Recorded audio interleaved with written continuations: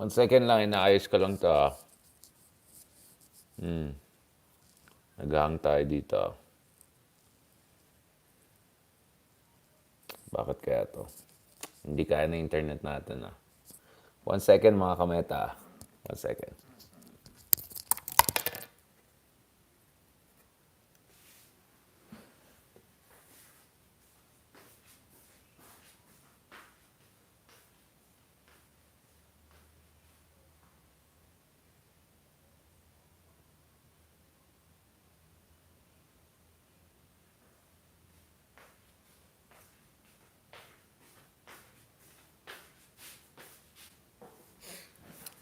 Ay, mga kameta, mukhang hindi... Ay.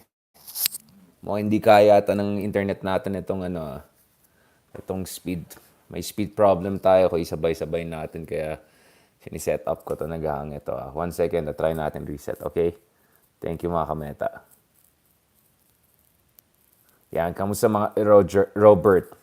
Join ka lang dito sa Facebook kasi parang problema tayo dito sa connection eh. Hindi ata kaya ng internet natin na sabay-sabay tayo. Ay. Hindi naman to ganun dati. Kaya pasensya na lang, one second, reset ko lang yan ha. Yan, okay gozaimasu kay Emma. One second lang ha. Ay. Gusto pa naman sana natin pag-usapan itong issue ni Ninoy. Balikan natin itong issue na ito dahil andito na po si Anwar Ibrahim, yung Prime Minister ng Malaysia. At siya po ay, of course, known as a lifelong supporter of the Aquinos. Marami siyang naisulat about the legacy of Aquinos and all. But obviously now he's gonna meet the Betenoir of the Aquinos, Ferdinand Marcos Jr. So let's see what's gonna be the interaction. It's gonna be very, very interesting interaction. Tignan natin yan. No, mga kameta, hindi yung problema dito. Ang problema ko is hindi ko ma-on yung iba para multi-platform stream tayo. Dahil mukhang hindi kaya ng internet natin. Meron pa yung isang mga gumagamit ng internet dyan, hindi naman natin pwedeng pagsabihan. Wala, hindi yata kaya ng internet natin kainis to kailangan na mas mabilis yata. One second mga kameta, tingnan natin anong pwede natin gawin dito. Or, wait lang. Ito. Gamitin ko na lang internet ko dito. One second lang. Ay. Gumagamit tayo ng sarili na lang natin internet, hindi wifi, para hindi magsabay-sabay. Alright. Ayan na, magsimula tayo mga kameta. Let's go. Ipopost ko rin naman yung graphics version niyan. Due to some security reasons, hindi ko masabay yung multiple streams sa isang laptop na to. Alam niyo na, mahirap na mga kameta, kaya pa-save tayo dito. Kaya yan ang gagawin natin for now. May live version tayo, tapos ilalabas natin yung complete version later on. Alright? Is the connection okay? Nakikita niyo ba ako? Kaya gumagamit na lang ako ng sarili kong internet kaysa wifi. Yeah, I hope it's gonna work. Nandiyan ba kayo mga kameta? Wala naman kayong comments. Ayan. Sabi ni Robert, loud and clear. Pero ito yung kanina pa yata di ba? Anyway, let's go. Talagang mahina yata yung wifi natin ngayon One second mga kameta.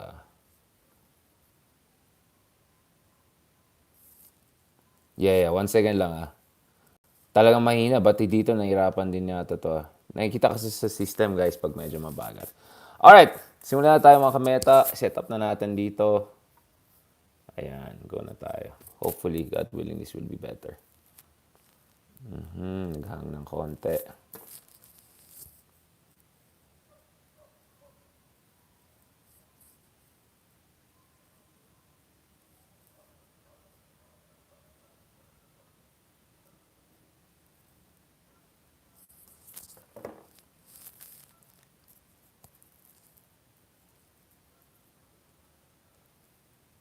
Hindi, wait lang. Kailangan ko talaga sabihan yung isa. One second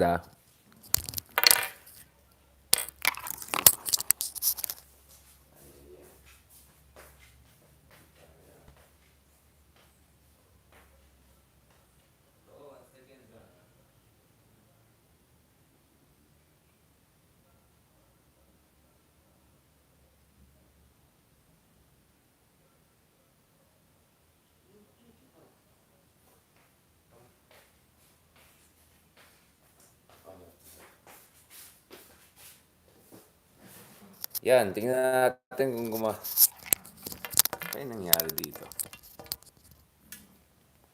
Mabagal pa rin eh. Ay, ay, ay.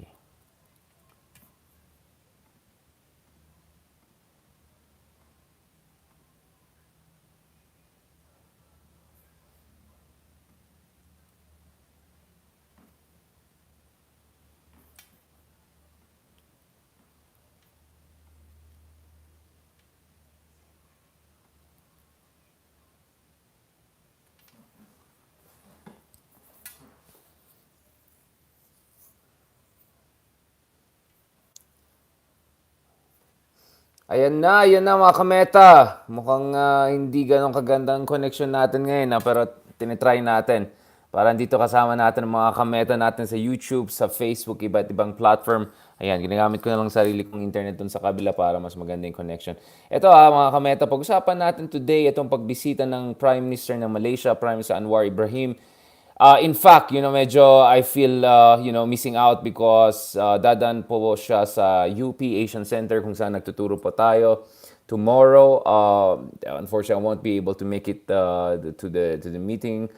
Medyo out of town tayo. Pero ma-confer siya ng honorary degree and different kinds of award by University of Philippines and my alma mater and also my institution there in UP, yung Asian Center. At magsi-speech si Anwar Ibrahim, ang Prime Minister ng Malaysia dyan. So, obviously, mga kameta, Anwar Ibrahim is a very special kind of Prime Minister. He's someone, especially for us, mga Pilipino, no? He's someone who's very familiar with Philippine politics. He's someone who's very familiar with ating people power revolution, with EDSA. He's very, very familiar, personally very familiar, not this year, not last year, but throughout the decades with the Aquino families. And on many occasions, he cited Ninoy and the Aquinos as some sort of inspiration for his politics. And that makes him very different because alam natin, karamihan ng mga leaders ng mga ating mga kapitbahay na bansa, these are leaders who are much more authoritarian in their mindset, much more illiberal in their mindset, some of them more populist in their mindset. So in fact, for a very long time in Pilipinas pa, unique sa region because we had at least a semblance of a liberal democracy, which was very different from what you had, from what was very prevalent dyan sa mga neighboring countries, no? Uh, Obviously, there are big debates about which one works, which is better. Obviously, marami dito sa Pilipinas ay nag-romanticize ng situation in Singapore, which by the way is a city-state, really not comparable in terms of overall national political economy and planning. Maybe Metro Manila is comparable. We can learn a thing or two, except we have to take care of the provinces, rural areas. We have insurgencies, blah, blah, blah, blah, blah. A lot of things, thousands of problems that Singapore doesn't have to take care of. But obviously, there are also examples of Malaysia, example of Thailand, which under more authoritarian leaders than the Philippines were able to achieve a semblance of growth and stability. But it's not like we didn't have 20 years of authoritarian systems at least. No, I mean, put in the martial law period until the end of Marcos' dictatorship, put in also some few years from Tatay, among others. You got easily 2 decades of authoritarian system in the Philippines, but it's not like the economic record is as clear or as impressive as what we saw in Thailand under Thaksin or different kind of regimes, na authoritarian, or under Malaysia or Singapore or even Indonesia under Suharto, no? For that matter, and to a lesser degree, of course, Sukarno, no?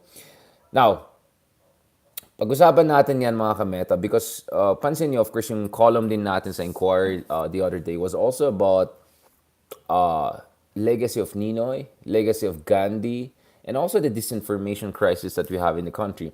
As you may know mga kameta, ang stance po natin sa issue ng disinformation ay medyo more nuanced. It's different. Uh, I I understand saan galing yung frustration ng mga iba dyan, especially yung mga kakamping dyan or yung mga tinatawag na dilawan dyan, or although the two are not necessarily the same. As I always say, there's a difference between them. Also, there's also concern vis-a-vis disinformation by people in the academe, in the journalism world, who are not necessarily aligned to any political party or don't have a very strong political persuasion as far as the Philippines is concerned. No, they have general concerns about where the country wants to go, but don't necessarily have a clear leaning, no, partisan leaning or ideological leaning. Now, if you look at it, so disinformation is indeed a problem. And katulad ng sinulat natin dun sa article natin yesterday's Philippine Daily Inquirer, now not only institutions of democracy are coming under attack. So yung mga journalists, mga katulad natin, academics, katulad natin, mga statesmen na affiliated with progressive movement or liberals, either nare-red tag sila or na-atake sila as dilawan, whatever.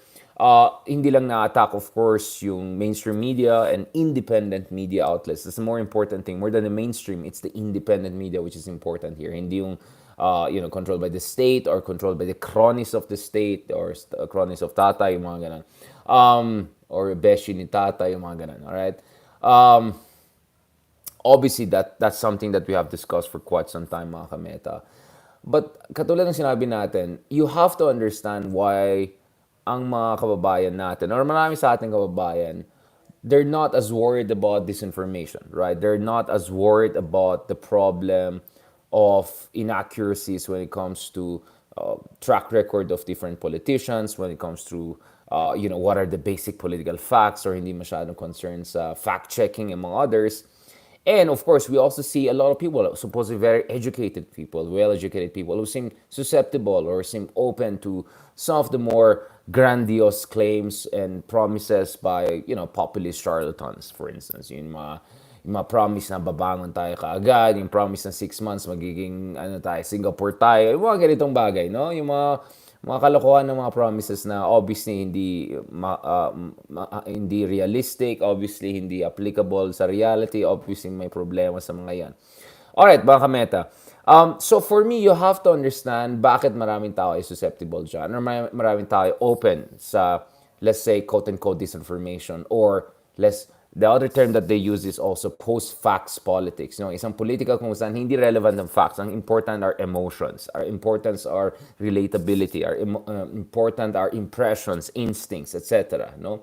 And this is the environment where, of course, populism thrives very well, because populists by nature are charismatic people who can manipulate people's emotions, or they can at least appeal to fundamental instinctive feelings and aspirations and hopes and angers angers and emotions and sentiments of the voters. That makes populists really important. Now, the Greeks had a term for it. They called populists demagogues, right? And they felt that they were really threats to democracy, or they were what made democracy really problematic. So you look at the works of Socrates, Aristotle, or rather Plato, drawing on the works of Socrates. Of course, Socrates himself would be executed because a bunch of demagogues in Athens went after him.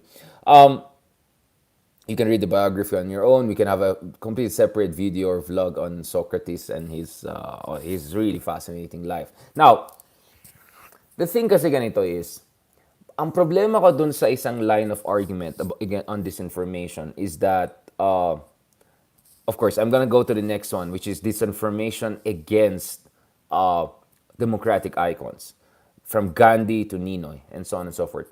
Balikan natin yan, mga kameta. In fact, Anwar himself, has allegedly been also a victim of disinformation. He was imprisoned multiple times on charges of sodomy or something like that, which he always dismissed, and he claimed that they were totally false and totally had no basis in truth. But he was imprisoned for that and marginalized in politics. So Anwar Ibrahim himself knows about the problem of disinformation, because he was a victim of it. In many ways, in the worst way possible for a top-level politician like him, who was a deputy prime minister decades earlier and was a contender for the top position for the past 20 years, 2 decades, until he was able to seal the deal and get the prime minister office recently. Now, going back to this, mga kameta, pag-usapan natin ito. So, one of the things you have to understand is that why are people open to disinformation, or why disinformation is so effective. So the problem is that most of the standard quote-unquote liberal analysis is, in economics parlance, their supply side. They just look at, may troll farms, may mga politiko na sumusuporta sa troll farms, o yung Facebook, YouTube, hindi sila, they're not as, vigilant when it comes to dealing with disinformation. There's a problem with algorithm. Maria Ressa, Rappler folks have done a lot of research on this. This has been their essentially, essentially their main advocacy, really going after top platforms for not doing their jobs, because after all, they're also victim of disinformation, etc. Now, I get that. There's value in understanding supply side of a disinformation problem. But we have to also understand the demand side of supply of the disinformation problem. Why are people open to disinformation? Why are many people tolerant with disinformation, if not openly, supportive, susceptible to disinformation? This is where, mga kameta, we have to understand the demand side. So, first of all, one of the things that we have to keep in mind is that historically, if you look at a lot of societies around the world, including in the Philippines, no, we have uh, we have a political culture that is not necessarily obsessed with getting all the facts right, right? And when it comes to our attitude towards leadership, when it comes to our understanding of what is a good leader, if you look at pre-Hispanic period, imperial period, etc., we know that our ideas of leadership and competence and governance, etc., are not necessarily quote unquote data driven, right? They're more driven by impressions, they're more driven by instincts, feelings, etc. So, first of all, we have that, let's just call it illiberal or pre data, pre facts kind of political culture, right? So, it's kind of pre modern in a sense, and that has persisted into many modern societies, including in the United States, right?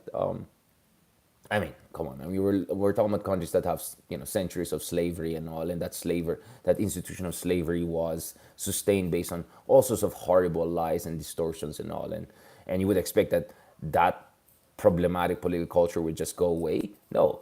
So we see mutations of that very problematic culture, you know, echoing way into the 21st century and potentially more. No, nagka-civil war pa nga sila over that. But anyway,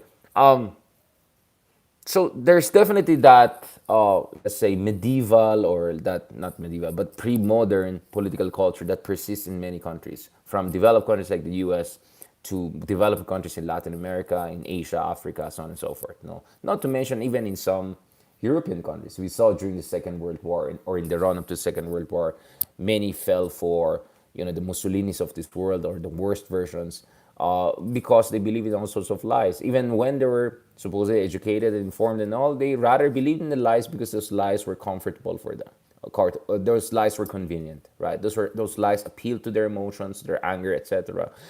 And actually, I can be even more philosophical about this. If you go to the works of David Hume, right, the Scottish philosopher, he would argue that fundamentally, when it comes to human nature, it's the emotions that drive logic and rationality than the other way around. But this is not going to be a lecture on David Hume and rationality. But in a sense, as far as evolution and biology is concerned, as far as our human nature is concerned, there's a part of us where that always puts convenience, emotional convenience, over hard truths and hard facts, right? This is just part of our coping mechanism. It's a psychological human nature thing, right? But there's even something more fundamental here at stake, no, mga kameta. My argument here is that the reason why pro-populist, pro-authoritarian populist disinformation works very well nowadays is precisely because of loss of confidence in standard liberal democratic politics. Now, and this is what I found really fascinating nung nagbabasa tayo ng isang essay by this very, very brilliant Indian author. Ito, pakita natin siya. When he wrote an essay for the Financial Times recently, kung saan pinag-usapan niya how in India, which is of course under a populist authoritarian kind of political wave right now, no less than Gandhi, no, one of the most admired figures, right? No less than Gandhi is now coming under attack. Now, if you know about Gupta, he's an author of really fascinating books. I remember, a few years ago when I was dropping by India, it was or some during one of my first visit to India, I would see all the time his biography of Gandhi. This is the brilliant biography he wrote of Gandhi. In the airport, everywhere, and it's really highly reviewed and admired. So if you really want to read about Gandhi, his background, etc., I really suggest reading the books of Guha, not Gupta, sorry, Ramachandra Guha, including ito, yung very interesting book niya about Gandhi before India, which talks about Gandhi's background in South Africa and a little bit of a not so, let's say, saint-like background that Gandhi had, no? Which obviously will be used by a lot of his critics later on to question how progressive he is, or by people who just don't want his legacy and want to diminish his contribution to a better India or more inclusive and democratic India, etc. Now, Ramachandra had a very interesting essay, as I said, in Financial Times, kung saan pinag-usapan niya how Gandhi right now is coming under attack in India. So, I mean, this is Gandhi, right? I mean, my goodness. It cannot get bigger than him when it comes to democratic icons of the 20th century, right? He was chosen as one of the most influential figures of the 20th century for a reason, no? Now, according sa author niyan, Gandhi is coming under attack in recent years. Now, obviously, you can see where this conversation is going, right? Because, we're gonna talk about Ninoy next, no? So, kung basahin niyo yung ating article, mga kameta, we have some direct quotations from Guha. One second, let me just bring it back, bring it up. Of course, I cannot show the article per se because it's behind paywall siya eh. May mga techniques naman to get through the paywall, but I'm not in the business of getting into that. All right, so this is the interesting thing. So of course Mahatma Gandhi, Mahatma Gandhi or Mohandas Mahatma Gandhi is hailed as the father of the nation, but as Ramachandra Goa says, the icon, the democratic icon of India, in India, the public mood is turning hostile towards Gandhi. So in the past, conspiratorially minded Marxist intellectuals accused Gandhi of being, quote, an agent simultaneously of the British colonial state and of the Indian capitalist class, whose nonviolent struggle was supposedly, quote, a cunning device to win the masses away from the revolutionary path. So, if you look at it, this attack against Gandhi by some leftist progressive groups is very analogous dun sa attack ng some leftist people, Agoncillo types of this world, against Rizal, right? It is a Rizal is not a real hero because supposedly he was really against true revolution. He wanted to do reform. So in a sense, he was enabling the empire. You know, that kind of nonsensical arguments we see from some of the more left-leaning, supposedly progressive authors, etc. So Gandhi has been also coming under attack for a long time from more leftist elements. In fact, the Naxalites or Maoist insurgency groups based in West Bengal have been vandalizing and even destroying Gandhi's statues because they question his contribution to India, and they say that he essentially perpetuated the caste system and he didn't really help India to move forward, so on and so forth. Again, you see where this argument is going, no? So as Gohan notes, however, India's democratic icon is now facing systematic assault by more mainstream authoritarian populist elements nowadays. Hindi lang from left, hindi lang from some weirdos here and there, but now he's coming under attack also from mainstream populist elements who have gone so far as, quote, hailing Gandhi's assassin. Remember, Gandhi was assassinated by Nathuram Godse, who is now being even hailed as a kind of a patriot. And there's a praise for him trending on Twitter every January 30, and there are periodic plans to erect statues to him and temples in his memory, according to Goha. And according to Goa, also, there are videos, quote, mocking Gandhi and charging him with betraying the majority religion, the religious majority, and those videos have gone viral. So for Goa, what is taking place in India right now is nothing less than, ito mga kameta, parricide, Parricide,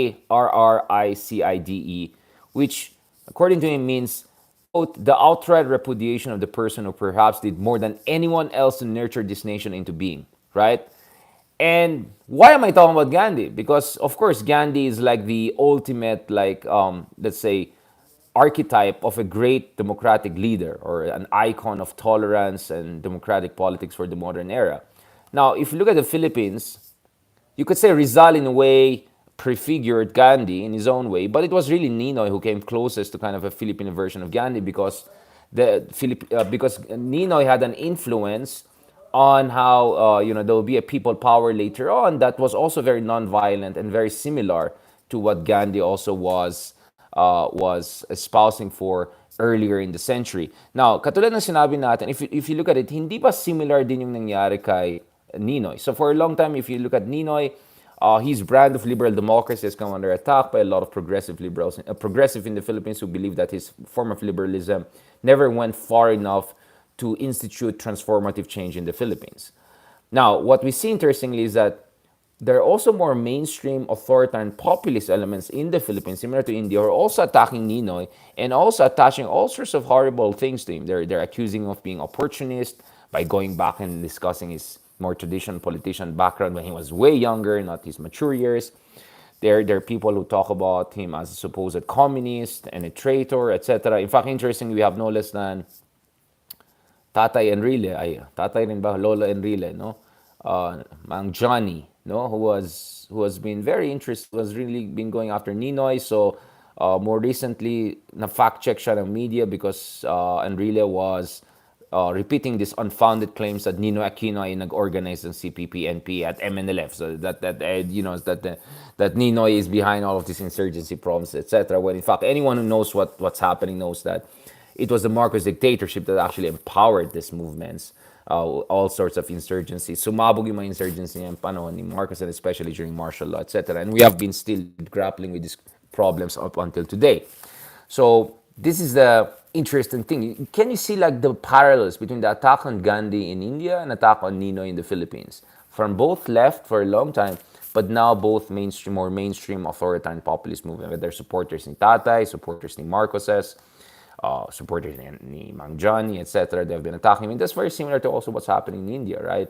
Now, I'm not necessarily saying that Gandhi and Nino are exactly the same people with exactly the same kind of contribution at exactly the same kind of quote-unquote greatness. No, but as far as the Philippines is concerned, Ninoy comes closest to our own version of a Martin Luther King Jr., or at least a version of a Gandhi, right? Because of not how he started his politics, but how his politics ended, or rather his life ended, and therefore, well, actually, his life ended. But even if his life ended, it spurred into action a kind of a non-violent popular revolution, which is very close to the spirit ng what people like Martin Luther King Jr. or people like Mahatma Gandhi have been espousing for.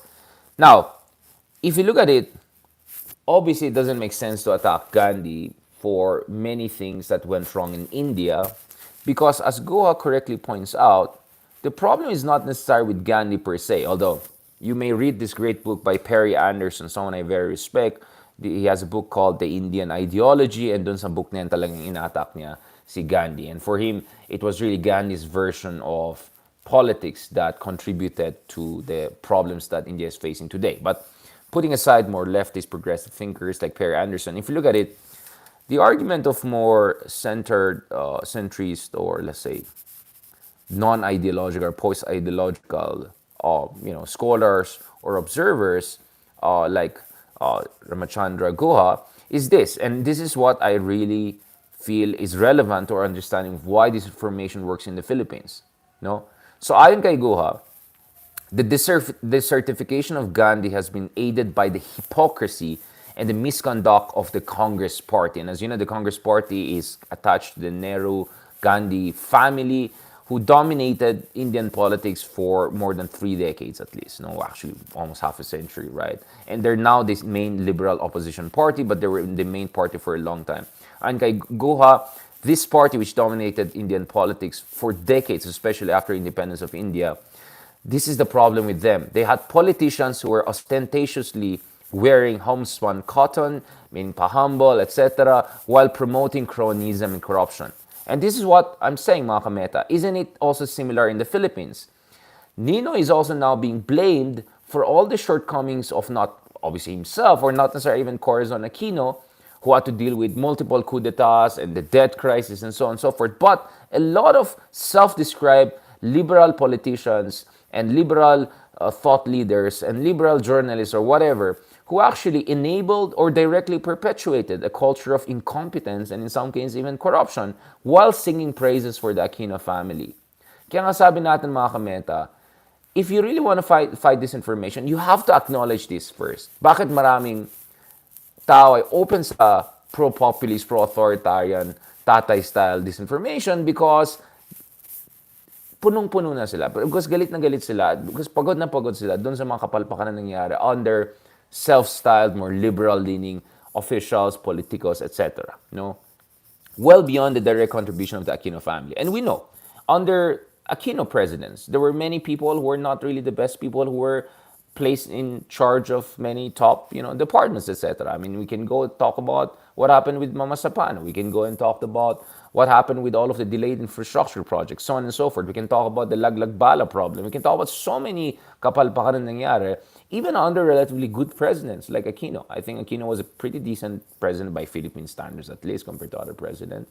But still, we had a lot of kapalpakaran nangyari nun, and a lot of very questionable officials who were there, whether it's in the transportation sector, whether it's, when it comes to dealing with insurgency issues, so on and so forth. No? And yung ating kaibigan si Mayor Magalong, of course, talked about this because he investigated, for instance, the Mama Sapan issue. And that gives you an idea of why maraming hindi believe masyado, sa mga liberal politics in the Philippines, because they saw that even if the Aquino family had good intentions for the country, even if they were not corrupt themselves, which is a great thing as far as the Philippines is concerned. And even if President Aquino himself, the two Aquinos did many good things for the country, etc., there were still many officials who were part of the Liberal Party, who were attached to liberalism, who sang the praises of Aquinos, and yet they came short on so many fronts. And we didn't have inclusive development during the Aquino period. Let's be very clear about it. We had far more growth and macroeconomic stability than Tate period, than Jingo Estrada period, than Arroyo period, than Marcos Sr. period. Sure, no question about it. It's an improvement on that. But we didn't have inclusive development because some fundamental issues were not addressed. Land reform, trade and industrial policy, so on and so forth, right? And even in foreign policy, I had some disagreements with the previous Aquino administration in terms of I felt it was not as proactive in balancing. It was too much aligned to the US, and I felt that's why we were taken a bit for granted. But anyway, we can have a debate about that later on. So for me, that's why the best way to fight disinformation is to acknowledge widespread disenchantment with deracinated liberal elites or self-described liberal elites and reverse decades-long political adulteration of Ninoy's ideological legacy, all right? Yung mga dapat hindi natin hayaan di ba, na I don't know how to put it politely. I use the word adulteration because there's a worst word. I'm not sure how PC it is, but you get my point, right? So beyond toxic self-righteousness, which is the super annoying thing we see with a lot of these supposed supporters of opposition who super horrible people, right? Because all they do is just try to cancel out everyone else and spread toxicity and nonsense, and they never apologize for the nonsense they did during the last elections, including attacks on really good people like Ronnie Holmes, our colleague who's there in Pulse Asia. The really horrible, stupid things they did, in terms of, talking about, certain analytics, na yan. No, they owe apologies to Ronald Holmes, I think a lot of our friends, and they have to acknowledge that their so-called analytics was super out of this world. And I pointed out that thing last year over and over and over again. Anyway, there's nothing wrong with raising expectations, but it has to be based on credible analysis and data. That's what's very important, mga kameta, here.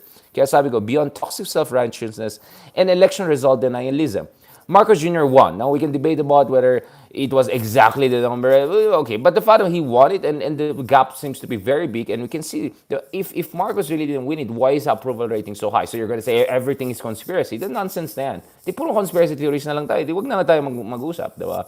Anyways, what we need is a genuinely progressive movement for democratic transformation. And I think Ninoy himself would have been very critical of toxic self-righteousness and election result denialism. And more than that, of all of these paliberal people who only gave bad name to liberal democracy, right? Now, which brings me back to Anwar. Anwar is very interesting, mga kameta, because as I mentioned, Prime Minister Anwar, for a long time, really had a lot of praise for the Aquino family. For Ninoy, he talked about Ninoy's martyrdom. He talked about Corazon Aquino, right, who back then at least was portrayed as a kind of saint of democracy. And he also had a very heartfelt, very emotional, passionate, and really sincere essay, no? Actually, or post niya, no? Nung after nag-pass away na si Aquino, the third, no? Benigno Aquino, si Pinoy, no? So you can check these articles yourself. I'm gonna post it here, mga kameta. Para you can see, I mean, at pinost din natin, mga kameta, yan dun sa ating Twitter. So I can also send you the... ito, 1 second na. The links, don't worry about it. Better mga kameta natin on YouTube or Facebook. Hindi ko naman ang problema, parang ang dark na masyado dito. 1 second na, mga kameta. Oh, wait lang. Nasaan yung isa? On dapat natin, yung light natin dito. Ito. So, for instance, look at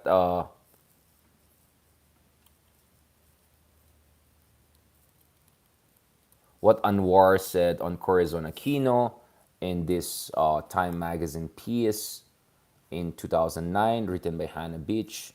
You can also look at this Inquirer piece. For instance, Anwar cites the martyrdom of Ninoy and what that means for the struggle for democracy and how a person was inspired by that. Last year, I think November, no, na nasa Bali tayo, we also discussed about Anwar Ibrahim, kakapanalo lang niya, and about the emotional eulogy that he had to President Aquino, for instance. I mean, Pinoy, no, not Ninoy, but Pinoy. So you can check these things on your own. Ipopost ko sa baba. So just to give you an idea na, everything we say is based on research and evidence and all. Hindi tayo nagsasalita ng basta-basta. Of course, last time when Prime Minister Mahathir was here in the Philippines, I got to meet him and interview him. You can find that online for free. This time, hindi natin ma-meet yata si Anwar ngayon, but hopefully next time we'll have a chance to catch up with him. Anyways, mga kameta, parang haba yata ng pinag-usapan natin. Hanap na tayo dyan. Palikan natin issue na ito, no? Soon. Now, obviously for me, what's interesting is seeing Anwar now, who sang the praises of the Aquinos for a very long time, genuinely, is now, of course, going to meet Marcos Jr., who's the son of the Betanua of the Aquinos, no? But obviously, he's a diplomat. Anwar Ibrahim is a politician and diplomat. And Bongbong Marcos is also a diplomat and politician. I think both of them are going to focus on what's important for our bilateral cooperation, for our country, etc. And as much as possible, perhaps they will try to avoid any kind of awkward conversation when it comes to Aquinos, etc. In fairness naman to Marcos Jr., during the EDSA commemoration the other day, nagpadala siya ng wreath, nagpadala siya ng isang statement on reconciliation. So instead of rocking the boat and looking for a fight a la Tatay Digong style, he wants to move forward in a way without necessarily giving in, right? So let's see how things are going to move forward. But of course, I expect officially this meeting is all going to be about bilateral cooperation, peace in Mindanao, trade, investments, a little bit of maritime security, joint patrols, etc. But for me, it's still fascinating, isn't it? Like that, the Malaysian Prime Minister right now, who used to be a huge admirer of the Aquinos, now is entering the country as the Prime Minister finally, and his counterpart is a Marcos Jr. Very interesting. Only in the Philippines you see things like that, right? All right. Maybe one day we can arrange an interview with Prime Minister Anwar, just like how we interviewed Prime Minister Mahathir, and ask him about this. But I'm sure there you go. He's going to give a completely diplomatic and nice response. All right? Okay, mga kameta. Thank you very much again sa lahat ng mga sumuporta sa atin dito sa YouTube, sa, sa Facebook. Tingnan ko nga yung mga comments dito. But di ko nakikita. Ayan mga ko. Yeah. So, ang dami mga comments dito. Si Chris, sabi niya, hindi pwedeng mga pangako lang ng good governance. Yeah, exactly. We can see in a lot of surveys, no, na people are more tolerant of corruption as long as it creates at least more effective governance. So, ang priority ng tao ngayon is effective governance, someone who can do things, someone who can get things done, right? Even if medyo marahas, even if medyo questionable lang yung background, hindi as much in corruption. We can see, for instance, that in the surveys, when in 2009 and 10, corruption was a top issue. That was no longer the case 2019 onwards. Mas issue yung, of course, 2016, mas issue yung drug, etc. And then now mas issue yung ekonomiya, basic things like inflation, education, etc.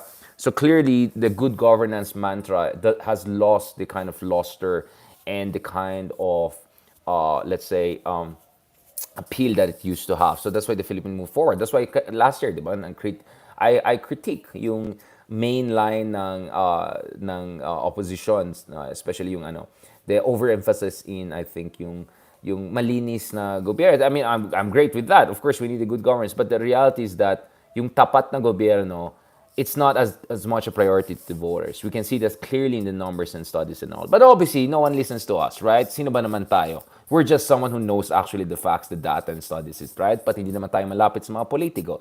Hindi naman tayo mga influencer, partisan influencer, ganon. Hindi naman tayo yan. So, ganon. Wala na nakikinig sa atin, kaya ganon tayo.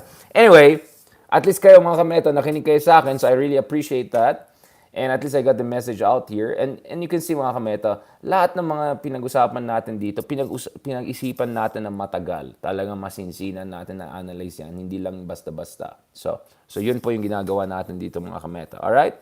Thank you very much again mga kameta for a fantastic conversation as always. And hope we can continue this conversation for... wait lang, I'm just checking kung andyan pa rin ba kayo. Alright. Gabi na eh. Okay. Anyways, thank you very much mga kameta for this. Balikan ko kayo at magte-thank you na rin ako dun sa mga nagbigay ng star and support among others. I really appreciate it. Talk to you soon.